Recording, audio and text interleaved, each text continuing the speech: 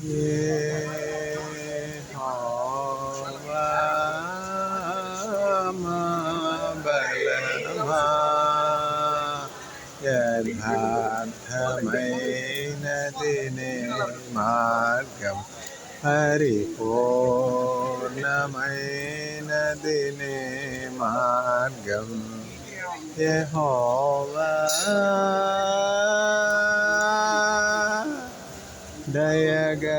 దయగలవారిపై దయ చూపించును కఠినుల ఎడల వికటము చూపును దయగలవారిపై దయ చూపించును కఠినుల ఎడల వికటము చూపును గర్విష్ఠుల యొక్క గర్వముణచును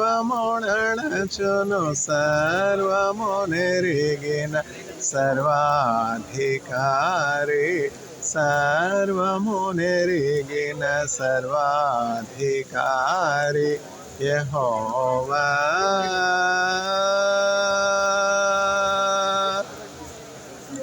నా శత్రువులో నన్ను చోటినను నరకపు పాశములరి కట్టినను నా శత్రువులో నన్ను చోటినను నరకపు పాశములరి కట్టినను వరద వలె భక్తిహీనులు పోర్లిన వరద వలె భక్తిహీనులు పోర్లిన విడువక మము ఎడ బాయని దేవా విడువక మము ఎడ బాయని దేవా యెహోవా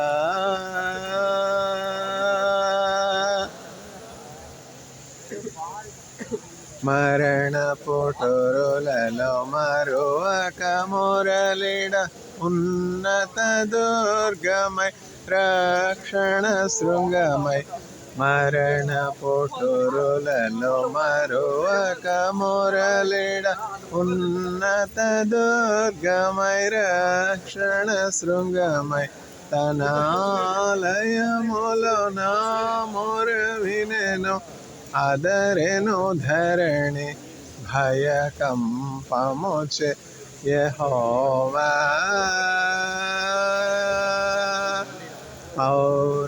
పౌరుషమోగల ప్రభు కోపింపగ పర్వతముల పోనాదులు వణకును పౌరుషమోగల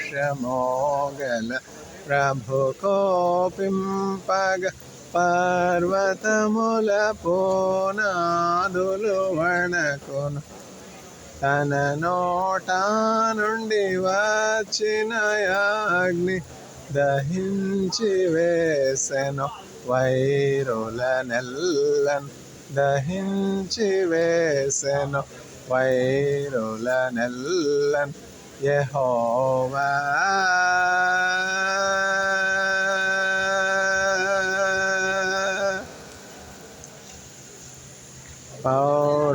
పౌరుషమోగల ప్రభు కోపింపగ పర్వతముల పోనాదులు వణకును పౌరుషమోగల ప్రభు కోపింపగ పర్వతముల పోనాదులు వణకును ఉరుములు మెరుపులు మెండుగా చేసి ఉరుములు మెరుపులు మెండుగా చేసి అపజయమేచును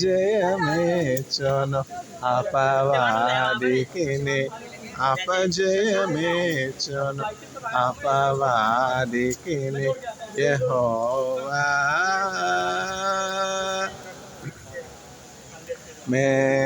మేఘములపై ఆయన వచ్చును మేఘములను తన మాటుగా చేయును మేఘములపై ఆయన వచ్చును మేఘములను తన మాటుగా చేయును ఉరుములు మెరుపులు మెండుగా చేసి అపజయమేచ్చను అపవాదికిని, అపజయమేచ్చను అపవాదికిని యెహోవా.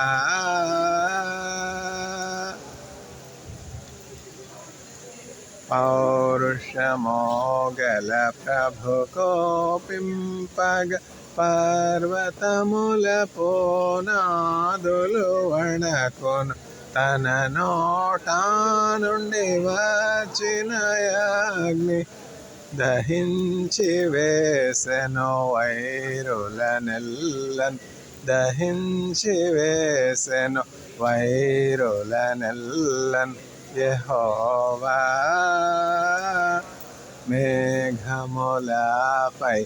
ఆయన వచ్చును, మేఘములను తన మాటుగా చేయును, ఉరుములు మెరుపులు మెండుగా చేసి అపజయమేచ్చను అపవాదికిని, అపజయమేచ్చను అపవాదికిని యెహోవా.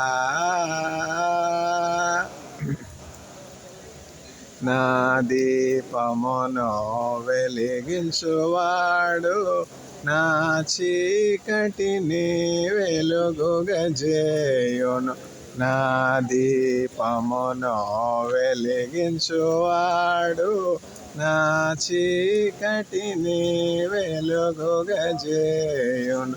జలరాశుల నుండి బలమైన చేతితో వెలుపల చేర్చిన బలమైన దేవుడు, వెలుపల చేర్చిన బలమైన దేవుడు యెహోవా. నా కాళ్ళను లేడి కాళ్ళుగా చేసి ఎత్తైన స్థలములో శక్తితో నిలపి, నా కాళ్ళను లేడి కాళ్ళుగా చేసి ఎత్తైన స్థలములో శక్తితో నిలపి, రక్షణ కేడెము నాకందించి అక్షయముగ తన పక్షము చేర్చిన, అక్షయముగ తన పక్షము చేర్చిన యెహోవా. యెహోవా జీవముగల దేవా, బహుగా స్తుతులకు అర్హుడ నీవు. యెహోవా జీవముగల దేవా, బహుగా స్తుతులకు అర్హుడ నీవు. అన్యజనులలో ధన్యత చూపుచు హల్లెలూయా స్తుతి గానము చేసెద, హల్లెలూయా స్తుతి గానము చేసెద యెహోవా. యెహోవా జీవముగల దేవా, బహుగా స్తుతులకు అర్హుడ నీవు. అన్యజనులలో ధన్యత చూపుచు హల్లెలూయా స్తుతి గానము చేసెద, హల్లెలూయా స్తుతి గానము చేసెద యెహోవా. Praise the Lord. దేవుని స్తుతించుడి. ఎప్పుడు కూడా దేవుని మనం అన్ని పరిస్థితుల్లో కూడా స్తుతించే వారంగా ఉండాలి. నిద్రలో లేపడిగినా కూడా ఆయన్ని గురించినటువంటి స్తుతి మన నోట్లో ఉండాలి. ఒక పాస్టర్ గారు అనమాట పాట పాడమంటే ఇట్లానే పాట పాడాను. బ్రదర్, మీరు పుస్తకం చూడకుండా ఎట్లా పాడేస్తున్నారు, ఇవన్నీ మీకు ఎట్లా జ్ఞాపకం ఉన్నాయి చూసారా? అదేమిటంటే అట్లా సాధన చేయాలి. అనగననగా రాగం అతిశే ఇల్లుచునుండు, తినగా తినగా వేమో తీయగుండు, సాధనమున పనులు సమకూడు ధరలోన కదా. అట్లా పాడతా పాడతా పాడతా పాడతా ఉండాలి. అప్పుడు ఏంటంటే హృదయంలో లిఖితం అయిపోతాయి. ఇవన్నీ కూడా కీర్తనల గ్రంథం 18వ అధ్యాయం కదా, సామ్ 18లో ఉంది. The lord is my strength, lord you are my strength and I love you. ఎంత చక్కని పాట. అట్లా బైబిల్ గ్రంథంలో ఒక్కొక్క వాక్యము కూడా ఒక చక్కని కీర్తనగా పాడవచ్చు. సమయమును పోనీక సద్వినియోగం చేసుకొనడి అని చెప్పి దేవుని వాక్యం చెప్తున్నది. దావీదు అట్లనే అతడు తనకిమ్మడినటువంటి ఆ గొర్రెల మందను కాచుకుంటున్నటువంటి సమయంలో చక్కగా ఇట్లా దేవుని గురించి కీర్తనలు పాడుతూ ఉండేవాడు అనమాట. ఒకానొక సందర్భంలో ఏం జరిగింది, ఒక సింహం వచ్చి అతని గొర్రెల మందలో నుంచి ఒక గొర్రె పిల్లను నోట కరుచుకుని వెళ్ళిపోతూ ఉన్నది. ఏమన్నా నెమ్మదిగా వెళుతుంది సింహం, రావడమే వేగంగా వస్తుంది. ఎంతో చురుగ్గా సింహము తన నోట ఆ సింహపు ఆ గొర్రె పిల్లను కరుచుకుని వెళ్ళిపోతూ ఉన్నది. అయితే దావీదు చూడగానే ప్రాణాలకు తెగించి ఆ సింహాన్ని వెంటాడి ఆ సింహము నోరు చీల్చివేసి ఆ గొర్రె పిల్లను సింహపు నోట్లోంచి తీశాడు. చూసారా, అదేంటంటే దావీదుపై దేవుని ఆత్మ ఉన్నది. మనం అట్లా ఎప్పుడు కూడా దేవుని స్తుతించే వారముగా ఉన్నప్పుడు ఏం జరుగుతుందంటే అపవిత్ర ఆత్మలు పారిపోతాయి, చీకటి శక్తులు పారిపోతాయి, సింహం వంటి సాతానుడు ఓడిపోతాడు, మనకి జయం వస్తుందన్నమాట.